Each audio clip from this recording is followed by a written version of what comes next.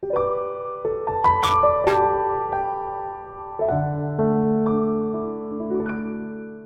everyone, I am Rameshwari Holkar and I am Center Head at Excel Civils Academy in Hyderabad. In the previous class, we have completed the Ganga river system. In today's class, we are going to learn few tributaries of the river Indus as well. So before starting this session, I would like to introduce you with the resources that I have been covering. As a primary resource, I am covering the NCERTs as well as Google Map as well as Atlas.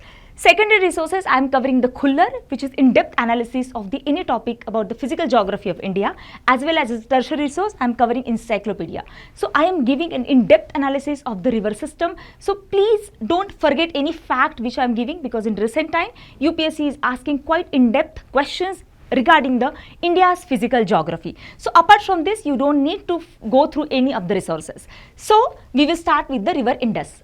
So now river Indus originates nearby the Manasarovar lake in the Kailas range.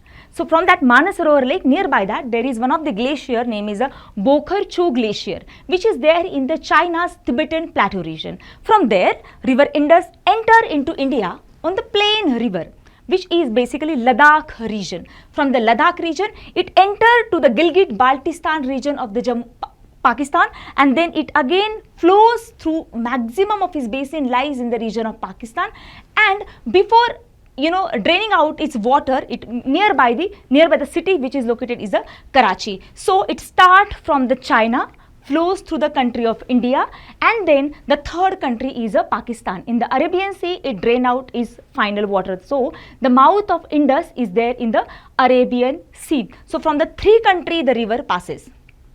There are many right bank and left bank tributaries are there with the Indus. So left bank tributary, those are very popular, is the JHELUM, CHENAB, Ravi, Beas and Satluj. So this is known as a Panchanad. Panchanad, which is basically 5 rivers, confluence of the 5 rivers, JHELUM, CHENAB, Ravi, Beas, Satluj. But apart from these 5 rivers as a left bank tributary, there are few other rivers are also there. For example, there is a river Suru. There is a river Zaskar. Both of these rivers are the left bank tributary flowing through the Indian territory. But apart from that also, there are other left bank tributaries, those are flowing through the region of Pakistan. We are not going to go so much of the depth. The rivers, those are flowing through the region of the Pakistan. We are more confined to the region of the India and Indian territory. The right bank tributary we have very important is a Shok river. And Shok also has another tributary, that is a Nubra, and also there is a Gilgit river. So Gilgit is the last river which actually confluence with the river Indus in India. So remember, the Gilgit is the last river. Now we will see in depth by taking the help of this map exactly what is the flow of river Indus, where this river Shok and Nubra meets and how it is course. So as I said, once it originating from the Tibetan region nearby the Manasarovar lake, as river enters, it flows between these two mountain ranges, those are Ladakh and Zaskar. So in the Trans-Himalaya, we have 3 important ranges. One is Karakoram, Ladakh and Zaskar. So from the region of Ladakh and Zaskar ranges, this river, Indus river, enters in India and flows between these 2 ranges. Remember that. So when it is flowing, there is a Zaskar range and there is a Ladakh range, right? From where this river Indus is flowing. Now remember that Leh is located on the northern part of this river Indus. Leh doesn't locate on the region of this or on the bank of river Indus, but rather it is on the northern part of the river Indus. Remember this fact as well. So now as it is flowing, it flows again through the line of control and it enter into the Gilgit-Baltistan region. Now as a right bank tributary, there is very important river right bank tributary, that is a Shok. Shok originate in the region of the Remo glacier. So there is a Remo glacier. From that Remo glacier, this Shok river originate. You can see it is flowing parallel to the line of actual control. Now from this line of actual control, you can see the Despang region, which was there very much in the news. Then again Galwan region, right? From this parallel range, even Daulat Beg Oldi is one of the important region which used to be in the news. So from this region, Remo glacier, this Shok river passes, and then at the right side, it also confluenced with the river Nubra. So Nubra is Shok's right bank tributary. That Shok, basically this Nubra river originate in the Siachen glacier. Okay, so basically this Remo glacier is just extension of the Siachen glacier. So from the Remo glacier we have a shock origination, and from the Siachen glacier there is a Nubra origination, right? So both of this river again passes and they again confluence with the river Indus. But what is the key fact to remember over here is that this Nubra or Shok, basically Shok river, doesn't confluence with the Indus in the region of India. It confluences there in the Gilgit-Baltistan region. So this is also a very important factor to remember for the preliminary examination. So this is about the river Indus and its small map that you are supposed to remember. Now through this map we will understand where is exactly this Shok river, right? There is a Gilgit river. Then there is a Suru river. Suru is again in the region of the Ladakh. So basically Kargil city or the region of Kargil is located on the bank of river Suru. Remember this fact as well. Then there is another river, is a Zaskar river, which originates from the Zaskar range itself. And then by this it is draining out and entering into the region of Pakistan. So this is the flow of river Indus.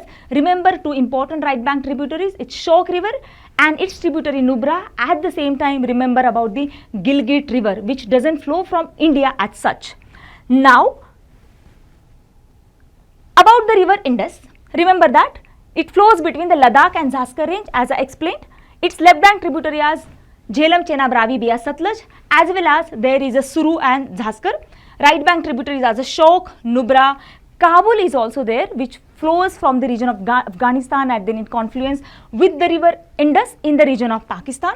Then there is a Gomal, Hunza, Shigo, we don't need to remember in depth about them. So it joined by the Zaskar river at the region of the Leh, and the Kargil is located on the river Suru. You can surely take a screenshot just for your understanding so that it will be easy for you to revise before the preliminary examination. Now this much is information is more than sufficient while we are studying about the river Indus. So I want you to solve this MCQs multiple type questions and please answer them in the comment box below so that it will be very much understanding for you to understand the facts and recall the facts. So the first question, with reference to the river Indus, consider the following statement. The first statement, Indus flows between the Ladakh and Karakoram range. Second statement, the source of the river Indus is the same as that of the Brahmaputra, Satluj and Ghagra. So if you have a confusion with the second option, please you must watch the previous session on the Ganga river system. You will get the answer for this second option. Third, Gilgit is the last tributary of the Indus in India. How many of the above statements given above are correct? Only one, only two, only three, all of the three above, right? The second question, which is on the basis of the previous year question pattern itself, consider the following rivers. Shok, Nubra, Zaskar and Suku. Sorry, it is not a Suku, it should be Suru. Which of the above flows and flow through the region of Ladakh?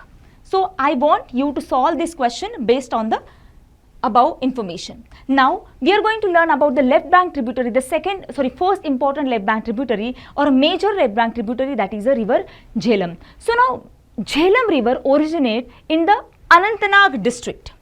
In the Anantnag district there is a Verinag spring. Remember, river has a different origin. It can be through forest, like Narmada river originates through the forest, or it can be mountain ranges like a Ganga's rivers and its confluences. Also it can be from the mountains or the plateaus, or it can be through the spring. So this JHELUM river originates through the Verinag spring. Now this Verinag spring is located at the bottom of the Pir Panjal range in the northern slope, right? So Pir Panjal, from the Pir Panjal range, you can see there is a Pir Panjal range. From the Pir Panjal range at the bottom there is a Anantnag district, and that Anantnag district, nearby that there is a Verinag spring. From there the river JHELUM originates. Before going through the Vular lake, it passes through its capital region, that is a Srinagar. So Srinagar is located on the bank of river JHELUM, and then it drains out finally into the region Vular lake, and from the Vular lake again it takes southern slope from the region of Baramulla and it passes from the region of the Muzaffarabad and enter into the other part of the Gilgit-Baltistan region. So basically this is the important region which is basically Kashmir, and from where it is originating, from the Anantnag district Verinag spring, then Srinagar, then Vular lake, and then it drains out of this Indian territory, right? So this is about the river JHELUM. Now we will see some information about it. So it rises in the foothill of the Pirapanjal, but the northern part of this, northern foothill of this Pirapanjal. From the Verinag spring it originates, right, and it flows through the Kashmir valley. Basically Kashmir valley is itself located nearby this basin of the JHELUM river. Remember, Indus doesn't have much of direct connection with the Kashmir region because Leh-Ladakh region as well as Gilgit-Baltistan region has connected with the region Indus. But JHELUM has direct connection with the region of the Kashmir. So Kashmir valley is important part here. Then its mouth is there in the Chenab river. So it originates in the region of Verinag spring, but its mouth, that means it confluence with the river Chenab. It does not directly confluence with the river Indus. So this is also very important fact that it has a mouth with the Chenab river in the region of Pakistan, not in India. Also it is a tributary of the Chenab river. These are the small facts, but keep that in mind. There are hydroelectric projects are there like a Salal, Dal, also there is a Uri Dam, Baglihal, and the most important one to remember is a Kishanaganga hydroelectric plant. Now Kishanganga hydroelectric plant was also in the news because of there is some issues is happening between India and Pakistan, which is related to Indus Water Treaty, which we signed in 1960s. We are not going to go depth to that Indus Water Treaty, but remember that there is a Kishanganga hydroelectric plant. Now Kishanganga is a tributary of the river JHELUM, but remember that it is not part of the Ganga river system. Now, even though the name is Kishanganga, but it is not associated with the river Ganga system, it is associated with the JHELUM river system. So I will show you this Kishanganga because it was in the news. So there is a Kishanganga river, which is a right bank tributary of the river JHELUM, or there is a Kishanganga project. You can see there is a Kishanganga project, sorry, here, right. So, and this river, which is a JHELUM river. Right. Remember only this much of information. There is some issues is happening between India and Pakistan between the sharing of the river water of the river JHELUM, and it is based on this Kishanganga project. So this much of the information about the river JHELUM is more than sufficient. Now we will move further for the river Chenab. This is again another major left bank tributary of the river Indus. Now before understanding the Chenab river and its origin, I want you to understand the political map of Himachal Pradesh, because from the region of Himachal Pradesh or from the state of Himachal Pradesh, three important rivers originate, right? Which are those? Chenab, Ravi, Beas. All of these three rivers have a direct or indirect connection with the region of this Himachal Pradesh. So remember that Himachal Pradesh has different districts. There are around 12 districts. We don't need to remember the name, but the overall idea is very important. So there is a Lahul and Spiti district. From that Lahul and Spiti district, basically this Chenab river originates. Other popular districts are Kulu, there is a Mandi, there is a Shimla region, right. So Shimla, Mandi, Kulu, even Kangra region, Kangra valley region where Dharmashala is located. So these are important region to remember and to understand. So from this Lahul and Spiti, there is two important lakes are there, right. So this lake are Chandratal lake and Suryatal lake. So from the Chandratal lake, river Chandra originate, and from Suryatal lake there is river Bhaga originate, and both this Chandra and Bhaga river confluence, and after passing or after confluencing that two headwaters together known as a Chenab river. Remember that. Now nearby this we have important pass, and that pass is known as a Baralachala pass. So this Chandratal and Suryatal are basically separated by the region of this Baralachala pass. And once basically if we think about the origin of this river, then we will consider it is through the Baralachala pass, because after Chandra and Bhaga it passes through this region of the Baralachala, and then after we call this river as a Chenab river. So origin of the Chenab river is a Baralachala pass from the Spiti valley in the Himachal Pradesh. Now remember few of the information. It has a two headwaters in the greater Himalayan region. Remember that also. As in the history also you learn that this Chenab is also known as a Assikini, right, in the Rig Veda. Other information as I have explained, the same you have to remember. Again the important hydroelectric project, there is a Ratle hydroelectric project. The Salal dam is also located over here, right. Pakaldul dam is also there. So these are the few information one must to remember. So I'll explain you through the taking this simple maps. You can see that Chandra and Bhaga, right. So there is a Suryatal, there is a Chandratal, there is a Baralachala pass. Okay, and from here this river originate, even though it originates in the Himachal Pradesh region, it flows in the Jammu and Kashmir region, and from there it enters in the region of Pakistan. Please remember this fact that Chenab flows through two states, one is Himachal Pradesh and other is a Jammu Kashmir region. If we talk about the JHELUM river, it only flows in India through this region of Jammu and Kashmir, and Indus has only two regions, one is the first is Ladakh, and if we consider this Gilgit-Baltistan was also part of India, then it will only be confined in the region of Ladakh. So this much of information is very, very important once we understand about the river Chenab.